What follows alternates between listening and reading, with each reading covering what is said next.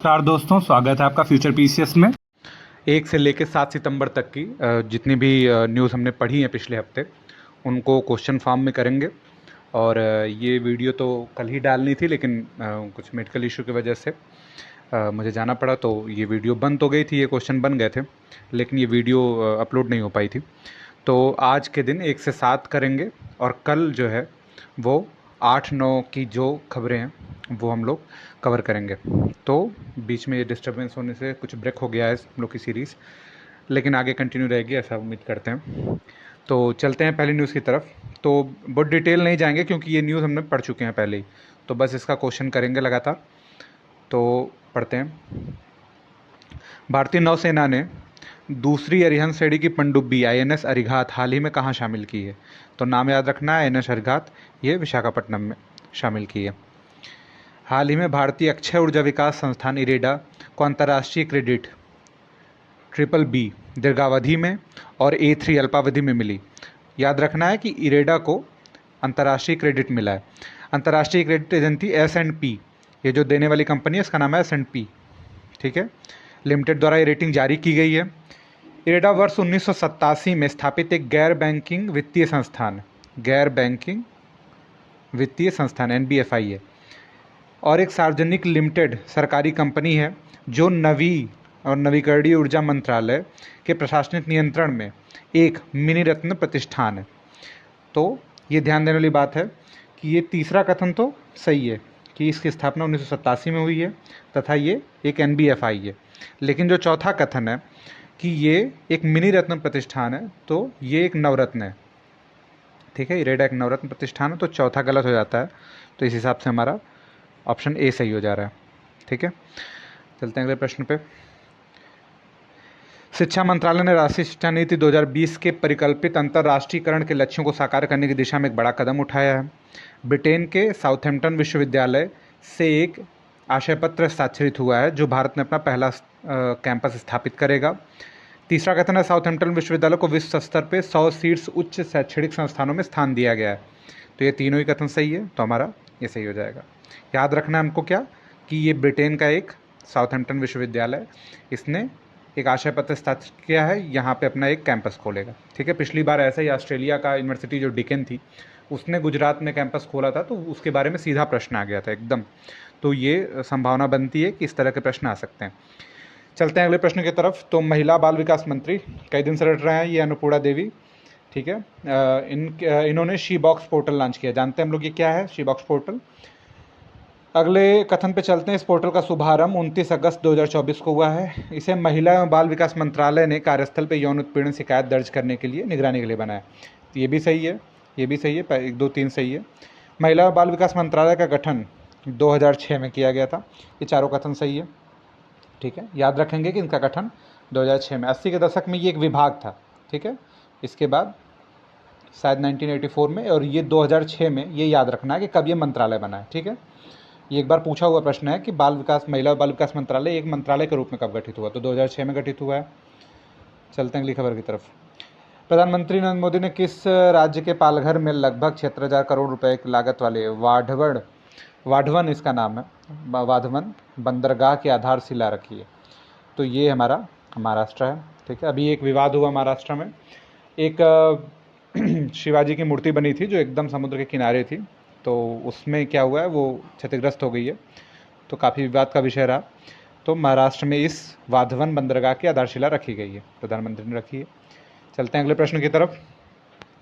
भारत ने किस देश के साथ पर्यटन के क्षेत्र में सहयोग सुदृढ़ करने के लिए एक समझौता ज्ञापन हस्ताक्षरित किया है? तो ये मलेशिया है, ठीक है। मलेशिया के साथ ये हस्ताक्षरित किया है। प्रधानमंत्री नरेंद्र मोदी ने 31 अगस्त 2024 को नई दिल्ली के भारत मंडपम में जिला न्यायपालिका राष्ट्रीय सम्मेलन का उद्घाटन किया। सही है, ये उद्घाटन किया। इस अवसर पर प्रधानमंत्री ने सर्वोच्च न्यायालय की स्थापना के 75 वर्ष पूरे होने के उपलक्ष्य में डाक टिकट, तो 75 वर्ष पूरे होने के उपलक्ष्य में एक डाक टिकट भी जारी किया। इसमें बहुत सारे वक्तव्य हुए, बहुत सारी बातें की गई, ठीक है। इसमें एक बार कई चीज़ों की चर्चा हुई, जिसमें कपिल सिब्बल, जो कि आप लोगों को पता है, तो कपिल सिब्बल हैं, वो जो बार एसोसिएशन ऑफ इंडिया है इसके अध्यक्ष बने। इन्होंने सुझाव दिया कि अब से जो जिला न्यायालय हैं या जो लोअर कोर्ट्स हैं उनको अधीनस्थ न कहा जाए। इसका जिक्र करते हुए उन्होंने कहा कि ये भारतीय न्याय व्यवस्था की रीढ़ है और ये प्राथमिक उपचार किसी को देते हैं, प्राथमिक न्याय देते हैं, इसलिए इनको अधीनस्थ कहना इनका अपमान होगा, तो अधीनस्थ न कहा जाए। ठीक है, और अगले प्रश्न की तरफ चलते हैं। मुंबई में ग्लोबल फिनटेक फेस्ट 2024 का उद्घाटन हुआ, तो ये बिल्कुल सही है, ग्लोबल फिनटेक फेस्ट का उद्घाटन हुआ है और ये 2020 में शुरू हुआ था, इसका ये 5वां संस्करण है, ये भी सही है। ये फिनटेक जो है दुनिया के सबसे बड़े विचार नेतृत्व मंच के रूप में उभरा है, सही है। दिसंबर 2008 में स्थापित एनपीसीआई, भारतीय रिजर्व बैंक और भारतीय बैंक संघ, दो लोगों ने मिलकर इसको स्थापित किया है, एक आरबीआई ने और एक आईबीए ने। स्थापित कंपनी अधिनियम 2013, ये भी पूछा हुआ है, एक बार कथन में पूछा हुआ था कि कंपनी अधिनियम कब गठित हुआ था, उसमें 2014 लिख के कन्फ्यूज कर रहा था। कंपनी अधिनियम 2013 की धारा 8 के साथ एक गैर लाभकारी एनजीओ है। ठीक है, तो इसमें से कौन सा कथन सही है, तो सारे ही कथन सही हैं, तो हमारा विकल्प डी हो जाता है। टीवी सोमनाथन ने आज श्री राजीव गौबा की सेवानिवृत्ति के बाद भारत सरकार में नए कैबिनेट सचिव के रूप में पदभार संभाला, सही है। ये कैबिनेट सचिव का पद 1946 में ही आया, सही है। अंतरिम सरकार गठित हुई थी, आप लोगों को ध्यान होगा अंतरिम सरकार का गठन कब हुआ था, इस बारे में 3 प्रश्न पूछता है। तो ये गठन हुआ था 2 सितंबर 1946 को, ठीक है, और इसकी घोषणा पिछली बार के पीसीएस में पूछ दिया गया था कि 24 अगस्त को इसका डिक्लेरेशन हुआ था कि ये गठित हो गई। ठीक है, इसके उपाध्यक्ष जो थे वो नेहरू थे, तो ये दोनों कथन हमारा सही है, सी इसका सही उत्तर हो जाएगा। पहला 2 दिवसीय संयुक्त कमांडर सम्मेलन जेसीसी को लखनऊ में, पता है मध्य कमान के मुख्यालय लखनऊ में आयोजित किया गया था। ठीक है, इस सम्मेलन का विषय सशक्त एवं सुरक्षित भारत, सशक्त बलों का रूपांतरण था। दोनों कथन सही है, विकल्प सी सही हो जाता है। चलते हैं 11वें प्रश्न की तरफ, जो कि बड़ा प्रश्न है। आर्थिक मामलों की कैबिनेट समिति ने हाल ही में राष्ट्रीय औद्योगिक गलियारा विकास कार्यक्रम NICDP, राष्ट्रीय औद्योगिक गलियारा विकास कार्यक्रम ने 12 नए परियोजना प्रस्तावों को मंजूरी दी है। दिल्ली मुंबई औद्योगिक गलियारा विकास निगम 2008 का ही नाम बदल के ये किया गया। ठीक है, इसी का पुराना नाम था, ये NICDP जो है इसी का पुराना नाम दिल्ली मुंबई औद्योगिक गलियारा विकास निगम था, जिसका 2020 में नाम बदल के ये कर दिया गया है। ठीक है, अब ये 28,602 करोड़ का निवेश अनुमानित है, ये भी सही है। ये 12 औद्योगिक क्षेत्र हैं, इसमें से 10 राज्यों में विस्तृत हैं, जो 6 प्रमुख गलियारों से होकर गुजरते हैं, और यूपी में ये आगरा और प्रयागराज में। ठीक है, तो यूपी के लिहाज से आगरा प्रयागराज में इसके 2 नोड हैं, तो चारों कथन सही है, तो यह विकल्प डी सही हो जाता है। चलते हैं 12वें प्रश्न की तरफ। हाल ही में कौन सी CPSE सार्वजनिक क्षेत्र की कंपनी को नवरत्न का दर्जा नहीं दिया गया? ठीक है, तो अभी खूब ढेर सारी कंपनियों को, लगभग 3 कंपनियों को नवरत्न का दर्जा दिया गया है, एक इसमें से वो नहीं है। तो एक है NHPC, इसको भी दिया गया है, सही है। SECI solar energy corporation of India limited, इसको भी दिया गया है। फिर सबसे इंपॉर्टेंट SJVNL सज्जर जल विद्युत निगम को भी दिया गया है। ठीक है, इसमें ये जो है सबसे इंपॉर्टेंट कंपनी, इसके पास 50 गीगावाट करीब क्षमता का नवीकरणीय ऊर्जा का प्रोजेक्ट है। ठीक है, rural electrification corporation limited REC, इसको महारत्न का दर्जा दिया गया, ये लेटेस्ट महारत्न है। ठीक है, पिछले साल या उससे पहले दिया गया है इसको, ये 13वां महारत्न कंपनी है, नवरत्न नहीं है। ठीक है, चलते हैं अगले प्रश्न की तरफ। फिर से महिला बाल विकास मंत्री अन्नपूर्णा देवी ने 7वें राष्ट्रीय पोषण माह 2024 का उद्घाटन किया। ये कैसे? सितंबर में 1 सितंबर से 30 सितंबर तक राष्ट्रीय पोषण माह चलेगा। ठीक है, अगला कथन है ये 6 वर्ष से कम उम्र के बच्चों, अब क्राइटेरिया इसमें ध्यान देना है, 6 वर्ष से कम उम्र के बच्चे, किशोरी, गर्भवती महिलाएं तथा स्तनपान कराने वाली माताओं को कुपोषण की योजना है, जिसकी अवधि क्या है? 21-22 से 25-26 है। अब देखिए, ये प्रश्न पिछली बार बन चुका है, इसके जो कौन इसके उपभोक्ता हैं इसके बारे में प्रश्न बन चुका है। इसमें कोई ऐसे रैंडम डाल देता है, जैसे विकलांग इसमें लिख दिया, तो ये कंफ्यूज करने के लिए कोई भी नई एंट्री इसमें कर सकता है। ध्यान देना है कि बच्चों जो 6 वर्ष से कम है, किशोरी, गर्भवती महिला और स्तनपान कराने लीजिए, ये चारों को दिया गया। तीसरा कथन है कि ये जो है एकीकृत बाल विकास योजना 1975 का ही परिवर्तित रूप है, ये भी बिल्कुल सही है, तो हमारा चारों कथन सही हो जाता है, इसमें सभी कथन सही हैं। विश्व कौशल प्रतियोगिता एक द्विवार्षिक कौशल आयोजन है, जिसे आमतौर पर अंतर्राष्ट्रीय कौशल आयोजनों का ओलंपिक खेल माना जाता है। ठीक है, ध्यान देने वाली बात है, बहुत इसमें अंदर नहीं जाना। विश्व कौशल प्रतियोगिता ये कहाँ आयोजित हुआ है? फ्रांस के लियोन में। दोनों कथन सही है, बस प्रश्न खत्म। एयर मार्शल ने आज वायुसेना भवन में वायुसेना के उप वायुसेना प्रमुख कौन बने हैं? तेजेंद्र सिंह बने हैं। बाकी लोग कौन है? ये मनोज सोनी, पहले यूपीएससी के अध्यक्ष थे, अब ये हट गए हैं। ठीक है, इसकी जगह पे प्रीति सूदन आ गई हैं। रवि अग्रवाल सीबीडीटी के हैं। ठीक है, मनोज कुमार सिंह ये यूपी के सचिव हुए हैं, मुख्य सचिव, चीफ सेक्रेटरी हुए हैं यूपी के। चलते हैं 16वें प्रश्न की तरफ। इंडियन पोस्ट पेमेंट बैंक का 7वां स्थापना दिवस मनाया गया है। इसकी स्थापना 2018 में हुई है। आईपीपीबी की स्थापना डाक विभाग, संचार मंत्रालय तथा भारत सरकार के स्वामित्व वाली 100% इक्विटी के साथ की गई है। मतलब इसमें कोई भी प्राइवेट सेक्टर नहीं है। ठीक है, प्राइवेट नहीं इन्वॉल्व है इसमें कोई, ये पूरी 100% गवर्नमेंट की है। तो दोनों ही कथन सही है। ध्यान रखना है, 7वां स्थापना दिवस मनाया गया है, 2018 में स्थापित हुई है। डाक विभाग, संचार मंत्रालय तथा भारत सरकार का इसका संयुक्त ये प्रोजेक्ट है। तो हमारा सही हो जाता है, दोनों कथन सही है। ठीक है, आगे चलते हैं। BNT116 ये क्या अभी चर्चा में है? तो ये एक mRNA वैक्सीन है जो लंग कैंसर के लिए बनाई गई है। तो ध्यान रखना है, लंग कैंसर BNT116। mRNA को प्रोटीन वैक्सीन भी कहते हैं क्योंकि इसमें RNA मैसेंजर आरएनए को जो मृत हो चुका है उसको एक प्रोटीन, उसका एक प्रोटीन पार्ट है जिसको एंट्री कराया जाता है किसी ह्यूमन के बॉडी में, ताकि उसका एंटीडोट वो बन जाए, उसकी प्रतिरोधक क्षमता शरीर में डेवलप हो जाए। ठीक है, ये ध्यान रखना है। तो ये दोनों कथन सही हैं। चलते हैं 18वें प्रश्न पे। एनजीटी ने कहा पंजाब सरकार पे 1000 करोड़ रुपए का जुर्माना लगाया है। सीपीसीबी प्रदूषण नियंत्रण बोर्ड, ये प्रश्न पिछली बार ही पूछा गया था, अभी 2022 या 21 में पूछा गया है। 1974 के जल प्रदूषण निवारण एवं नियंत्रण रोकथाम अधिनियम के द्वारा 1974 का अधिनियम गठित किया गया। अब जैसे ये आता है कि जल प्रदूषण नियंत्रण अधिनियम से गठित किया गया, तो लोग कंफ्यूज हो जाते हैं कि ये जल वाले से कैसे होगा, लेकिन ये इसी से करता है। बाकी जो सीपीसीपी है ये अपनी शक्तियाँ जो है वो कई सारे एक्ट से प्राप्त करता है। जैसे ये जल प्रदूषण वाला हो गया, वायु प्रदूषण का जो एक्ट है उससे भी प्राप्त करता है। इसके अलावा पर्यावरण प्रदूषण का जो 1986 वाला एक्ट है उससे भी ये प्राप्त करता है। ये 3 चीज़ों से ये शक्तियाँ प्राप्त करता है। ठीक है, सीपीसीबी। तो ये दोनों कथन सही हैं। 19वें प्रश्न पे चलते हैं। केंद्रीय मंत्रिमंडल ने किस राज्य में इंडिया सेमीकंडक्टर मिशन, ये 2021 का मिशन है, ध्यान देना है, इंडिया सेमीकंडक्टर मिशन के अंतर्गत एक सेमीकंडक्टर इकाई स्थापित की है। ठीक है, तो इसका आंसर हो गया गुजरात। हमारा गुजरात के सानंद में किया है। ठीक है, 20वें प्रश्न पे चलते हैं। तो कैबिनेट के किन 2 प्रमुख व्यावसायिक केंद्रों के बीच में 309 किलोमीटर लंबी रेलवे लाइन बिछाने का प्रस्ताव दिया गया है? तो ये किसके किसके बीच है? तो ये है मुंबई और इंदौर के बीच में। ठीक है, तो इसमें और डिटेल नहीं जाना। मुंबई इंदौर के बीच में 309 किलोमीटर की सीधी रेलवे लाइन बिछाने का प्रस्ताव दिया गया है। चलते हैं अगली खबर पे। ये कमेटी है, 2 कमेटियां हैं। एक है जे नवाब सिंह कमेटी। ठीक है, इसका गठन किस लिए किया है? किसानों के प्रदर्शन में। जो किसान जो है वो जो बॉर्डर पे, शंभू बॉर्डर पे वो प्रदर्शन कर रहे हैं। ठीक है, तो उनके समस्याओं के सुझाव के लिए एक कमेटी गठित की गई जिसका नाम है नवाब सिंह कमेटी। नवाब सिंह कमेटी, किसान प्रदर्शन, ये दोनों याद रखिएगा। अगला है गीता मित्तल कमेटी का मणिपुर हिंसा के लिए किया गया। तो थोड़ा सा पुराना हो गया है, लेकिन ध्यान रखना, गीता मित्तल कमेटी 3 महिलाओं की कमेटी थी। ये तीनों जो है, इसमें से ये पूर्व जज हैं, 2 जज हैं, तो 3 सुप्रीम कोर्ट की जज हैं जिनकी कमेटी, गीता मित्तल कमेटी मणिपुर हिंसा के लिए। तो नवाब सिंह किसान और गीता मित्तल मणिपुर हिंसा, दोनों कथन सही है। 21 का सी आंसर सही हो जाएगा। चलते हैं 22वें प्रश्न पे। केंद्रीय कृषि एवं किसान कल्याण तथा ग्रामीण विकास मंत्री शिवराज सिंह चौहान, तो ये मंत्री जी को याद रखना है, कृषि मंत्री हैं ये। इन्होंने एग्रीश्योर फंड तथा कृषि निवेश पोर्टल का शुभारंभ किया है।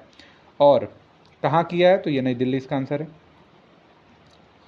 फिक्की यंग लीडर फोरम द्वारा किन्हें यूथ आइकन अवार्ड दिया गया है? तो ये 2 लोग हैं, नीरज चोपड़ा और आयुष्मान खुराना। ये बी वाला इसका आंसर सही हो जाता है। तो 20वें प्रश्न पर चलते हैं। हाल ही में किस राज्य ने डेंगू को महामारी घोषित किया है? तो ये कर्नाटक है। महामारी घोषित करने के बाद उसके नियम कानून अलग हो जाते हैं। ठीक है, उसको पैंडेमिक की तरह पैंडेमिक एक्ट से ट्रीट किया जाता है, उसके लिए एक अलग अधिनियम बना हुआ है। तो इसलिए इसको डेंगू को महामारी घोषित किया गया। ये डेंगू जो है प्लेटलेट्स घटने लगते हैं इसमें और मृत्यु की संभावनाएं ज़्यादा रहती हैं। अलबत्ता और किसी जैसे जापानी इंसेफ्लाइटिस और डेंगू, ये दोनों जानलेवा बीमारियाँ। 25 पे चलते हैं। उत्तर प्रदेश राज्य महिला आयोग की अध्यक्ष किसे नियुक्त किया गया है? ठीक है, तो इसका आंसर है बबीता सिंह चौहान को नियुक्त किया गया है। बबीता सिंह चौहान को नियुक्त किया गया है।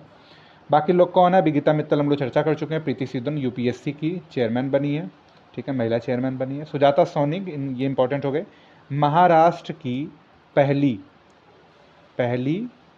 महिला कैबिनेट सचिव बनी है, चीफ सेक्रेटरी बनी, प्रमुख सचिव या मुख्य सचिव बनी है, पहली महिला मुख्य सचिव बनी, ठीक है। मुख्य सचिव राज्य में सबसे बड़ा अधिकारी होता है, मुख्यमंत्री का प्रधान सलाहकार होता है, ठीक है, और सभी तरह के सचिवालयों को नियंत्रित करता है। हाल ही में किस राज्य में विषाणु युद्धाभ्यास किया गया? चर्चित है काफ़ी, ये ध्यान रखना है। विषाणु युद्धाभ्यास कहाँ किया गया है? तो ये राजस्थान में किया गया, ठीक है। इसमें राजस्थान की कई इकाइयाँ और कई केंद्रीय संस्थान भाग लिए थे। इतना इंपॉर्टेंट नहीं, इतने डीप में नहीं जाएगा, सिंपल वन लाइनर क्वेश्चन है। चलते हैं अगले। हाल ही में राष्ट्रपति ने विश्व शांति बौद्ध विहार का उद्घाटन कहा? ये भी वन लाइनर टाइप का ही है। इसे किया गया है विश्व शांति बौद्ध विहार, ऑप्शन इसका गलत दिया हुआ, ठीक है। इसमें ये लातूर महाराष्ट्र में किया गया, लातूर महाराष्ट्र में इसका उद्घाटन किया गया, ठीक है। महाराष्ट्र विश्व शांति बौद्ध विहार, ध्यान रखना है। पैरा ओलंपिक में भाग लेने वाली पहली ट्रांसजेंडर महिला एथलीट वेलेंटिना पेट्रिलो किस देश की हैं? ये इटली की हैं और ये 52 वर्षीय स्प्रिंटर हैं, ठीक है। यहाँ लोगों को अभी से बढ़ोतरी के लक्षण दिखाई दे रहे हैं और ये 52 वर्ष की स्प्रिंटर है। स्प्रिंटर मतलब तेज़ दौड़ने वाली, धावक है, तो ये धावक शब्द के लिए स्प्रिंटर है। और ये ट्रांसजेंडर भी हैं, तो सोचिए उम्र भी साथ नहीं है और एक सामाजिक टैबू भी उनके साथ चल रहा है, फिर भी जज्बा देखिए। आगे चलते हैं 29वें प्रश्न पे। हाल ही में आईआईटी दिल्ली के परिसर का उद्घाटन कहाँ किया गया है? तो इसका उद्घाटन अबू धाबी के प्रिंस ने इसका उद्घाटन किया है, ठीक है। अल नहयान के नाम के पीछे लगा हुआ है, ऐसे पहचानते हैं उनको। आईआईटीज़ के कुल 7 परिसर स्थापित हो चुके हैं भारत से बाहर। सबसे पहला परिसर जो था वो आईआईटी मद्रास का तंजानिया में था। तंजानिया के एक द्वीप है जिसका नाम है जंजीबार, ठीक है, जंजीबार द्वीप है। ये आपका हिंद महासागर के हिस्से में है, मेडागास्कर के थोड़ा सा ऊपर है। मैपिंग में कभी ध्यान देंगे, पढ़ाएंगे तो। तीसरे प्रश्न पे चलते हैं। हाल ही में कहाँ पहला संयुक्त कमांडर सम्मेलन शुरू हुआ है? तो ये लखनऊ में भी था। 31वें प्रश्न पे चलते हैं। भारतीय इस्पात संघ के इस्पात सम्मेलन 2024 में जेंडर डाइवर्सिटी राष्ट्रीय पुरस्कार से किसे सम्मानित किया गया? तो ये हमारी हैं दसारी राधिका, इसका उत्तर है दसारी राधिका को दिया गया है। बाकी इनको पहचानते ही हैं, इनको पहचान ही रहे हैं। यामिनी कृष्णमूर्ति एक नृत्यांगना है जिनका संबंध दक्षिण भारत से है, तमिलनाडु से है। अभी सीजल जो हुआ है उसमें पूछा था प्रश्न कि इनको 2016 में किस पुरस्कार से सम्मानित किया गया है? तो पद्म विभूषण से इनको सम्मानित किया गया 2016 में, ठीक है, यामिनी कृष्णमूर्ति को। समुद्री जीव संसाधन पारिस्थितिकी केंद्र CMRRE जिसका मुख्यालय कहाँ है? कोच्चि है, कोच्चि में मुख्यालय इसका है। इसने एक डेटा प्रणाली लॉन्च की है, वैश्विक महासागर मतलब महासागर में जैव विविधता जांचने के लिए एक डेटा सिस्टम लॉन्च किया है। डेटा सिस्टम के लिए एक प्रोग्राम लॉन्च किया है जिसका नाम है इंडोबिस, ध्यान रखना है, इंडोबिस हमारा सही आंसर है। चलते हैं 33वें प्रश्न पे। हाल ही में भारत के पहले स्वदेशी लड़ाकू मानव रहित विमान, ध्यान देना है, ये मानव रहित विमान है, स्वदेशी भी है मानव रहित भी है, FWD-200B, ठीक है, FWD-200B की पहली सफल उड़ान कहाँ की गई है? तो ये हमारा बेंगलुरु हो गया। चलते हैं अगले प्रश्न पे। हाल ही में किसने ऊंचाई के साथ ड्रोन क्षमताओं को विकसित करने के लिए 2 हिमड्रोनेथॉर्न तथा हिमटेक 2024, तो ये भारतीय सेना का एक पहल है ऊंचाई पर ड्रोन। भारत दुनिया के सबसे ऊंचे युद्ध स्थल पर लड़ने वाली सेना है जो सियाचिन है, तो इस पर अगर कोई टेक्नोलॉजी मदद मिल जा रही है, ड्रोन की मदद मिल जा रही है, तो सुविधा हो सकती है छिपे हुए घुसपैठे को देखने के लिए, क्योंकि वो जो मौसम होता है ठंडी वाला, उस दौरान सियाचिन जो है जानलेवा हो जाता है एवलांच की वजह से, तो इस वजह से ये पहल शुरू की गई। इसके पीछे का बैकग्राउंड समझते हैं। 35वें प्रश्न पे चलें तो हाल ही में किस राज्य के पुलिस बल में महिलाओं को 33% आरक्षण की मंजूरी मिली है? तो ये राजस्थान है। इसके अलावा कई और सारे राज्य हैं जैसे बिहार, MP, इसमें भी दिया गया है, पहले का दे दिया गया है। 4 राज्य और उससे पहले थे, लेकिन वो नहीं पूछेगा। 36वें प्रश्न पे चलते हैं।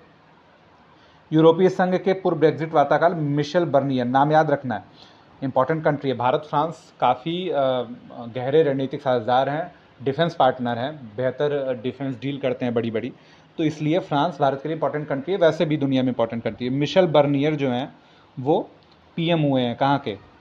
ये हुए हैं फ्रांस के पीएम हुए। और पहले कौन थे?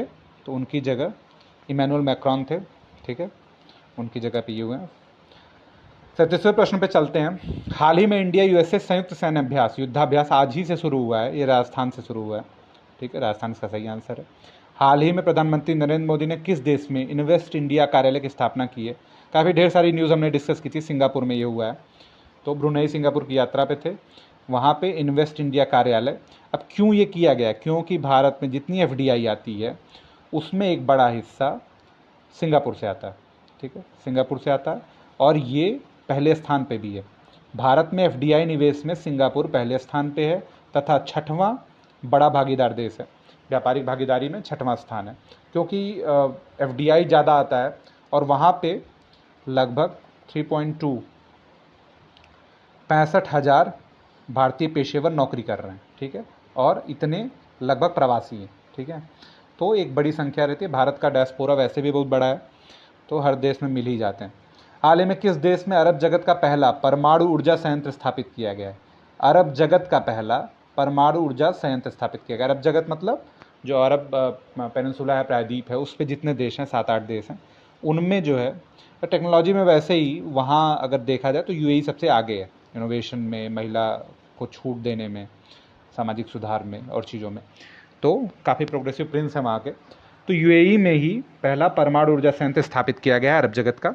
चलते हैं 40वें प्रश्न पे, जो कि ब्रिटेन के लीड्स विश्वविद्यालय की एक शोध आई है। इस शोध में प्लास्टिक कचरा पैदा करने में सबसे अग्रणी देश कौन है? तो ये भारत है, बदकिस्मती से इसका सही उत्तर भारत है। और ये जो क्रम है ना, ये ऐसे ही क्रम है, भारत के बाद दूसरे नंबर पे नाइजीरिया, इंडोनेशिया, फिर चाइना है, ठीक है। तो ये भारत सबसे ज़्यादा प्लास्टिक कचरा पैदा करता है, ओवरऑल कचरे में नहीं है, प्लास्टिक कचरे में।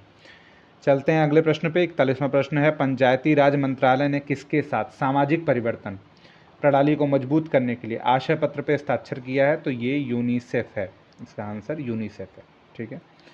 प्रधानमंत्री श्री नरेंद्र मोदी ने कहा जल संचय जन भागीदारी के लिए 24,000 कहा कुल 24,800 जल संचयन इकाई स्थापित करेंगे। और ये ड्राई स्टेट कौन सा है? तो ये है हमारा गुजरात, ठीक है, गुजरात में ही इस अभियान को शुरू किया गया, सूरत से। 43वें प्रश्न पे चलते हैं, जो यूपी से रिलेटेड है। उत्तर प्रदेश के किस स्थान पे दुर्लभ प्रजाति लाल गर्दन वाले गिद्ध इकोसिस्टम के लिए कितने इंपॉर्टेंट है? तो ये आप लोगों को पर्यावरण में जब आप ये पढ़ेंगे कि जो अवशेष बचते हैं किसी भी जीव जंतु के, उसको ख़त्म करने में, समाप्त करने में जो इस तरह के जीव हैं, तो वो सफाई का काम करते हैं। तो इनको क्या कहते हैं? प्रकृति के सफाईकर्ता भी कहते हैं। ये प्राकृतिक सफाईकर्मी भी हैं, ठीक है। तो ये बताइए कि उसका होगा क्या अगर सड़ के वो महकने लगेगा? उससे पहले ही उसको समाप्त करने का काम गिद्ध करते हैं। तो गिद्ध इकोसिस्टम के लिए एक इकोस्टोन प्रजाति है, मतलब काफ़ी निर्णायक रोल निभाते हैं। और इनका आप लोगों को पता है, एक क्वेश्चन बार बार पूछता है, डिक्लोफेनेक जो दवा दर्द निवारक पशुओं को दी जाती है, उसके प्रयोग से पूरे दक्षिण एशिया से गिद्ध गायब होने लगे थे। इनके संरक्षण के लिए गोरखपुर के कैंपियरगंज में एक इकाई स्थापित की जा रही है, ये गिद्धों के संरक्षण के लिए। और ये भी लाल गर्दन वाले विशिष्ट गिद्ध हैं, ठीक है, जो केवल उसी तराई बेल्ट में पाए जाते हैं, मतलब इंडिजीनियस भी हैं। 44वें प्रश्न पे चलते हैं। उत्तर प्रदेश राज्य औद्योगिक विकास प्राधिकरण यूपीडा किस राष्ट्रीय राजमार्ग में 80 किलोमीटर के दायरे से इंडस्ट्रियल कॉरिडोर विकसित कर रहा है? ये हमारा आंसर हो गया लखनऊ कानपुर इसका सही आंसर है। और अगर पूछें कि भारत में या यूपी में सोलर एक्सप्रेसवे कौन सा है? भारत का पहला सोलर एक्सप्रेसवे बुंदेलखंड एक्सप्रेसवे है, ठीक है। इस पे लगभग 450 मेगावाट बिजली उत्पादन के लिए ग्रिड बिछाया जा रहा है, ठीक है, जो खाली जगह सर्विस रोड के बगल में है या बीच में है, वहाँ पे ये किया जा रहा है। चलते हैं आज के आखिरी प्रश्न की तरफ, जो है उत्तर प्रदेश के किस क्षेत्र में वन्य जीव आपदा क्षेत्र घोषित किया गया? वन्य जीव आपदा क्षेत्र बहराइच में ऑपरेशन भेड़िया, आप लोग सुन रहे हैं, रोज पेपर में आ रहा है। वहाँ भेड़ियों ने झुंड बना के मानव बस्ती पे को प्रवसन किया है, वहाँ अटैक कर रहे हैं, वहाँ बच्चों को और जो भी है अशक्त उनको नुकसान पहुँचा दे रहे हैं। तो ऑपरेशन भेड़िया वहाँ चलाया जा रहा है, और इसी कारण इस क्षेत्र को वन्य जीव आपदा क्षेत्र घोषित किया गया, जो बहराइच इसका सही आंसर है, ठीक है। तो ये हो गई हमारी 1 से 7 सितंबर जो पहला हफ्ता है उसकी जितनी इंपॉर्टेंट न्यूज़ को कवर करने का प्रयास किया गया। जो छूटी हैं अगर लगेगा कि कोई इंपॉर्टेंट न्यूज़ छूट गई है तो वो जब हम लोग महीने का कंप्लीट करेंगे तो उसमें ज़रूर करेंगे। और एक ज़रूरी बात जो रोज़ भूल जा रहा हूँ मैं, आप लोग टेलीग्राम चैनल ज्वाइन कर सकते हैं, इसका नाम है फ्यूचर पीसीएस। वह टेलीग्राम चैनल आप लोग ज्वाइन कर सकते हैं, तो आप लोग उसको सर्च करिए और ज्वाइन करिए। वहाँ पे डेली न्यूज़ हुआ, ये जो पीडीएफ हुई ये डाल दी जाएगी और क्विज़ कराए जाते हैं करंट के या जीएस के, तो आप लोग इसमें ज्वाइन करके जुड़ सकते हैं। बहुत बहुत धन्यवाद आप लोगों का।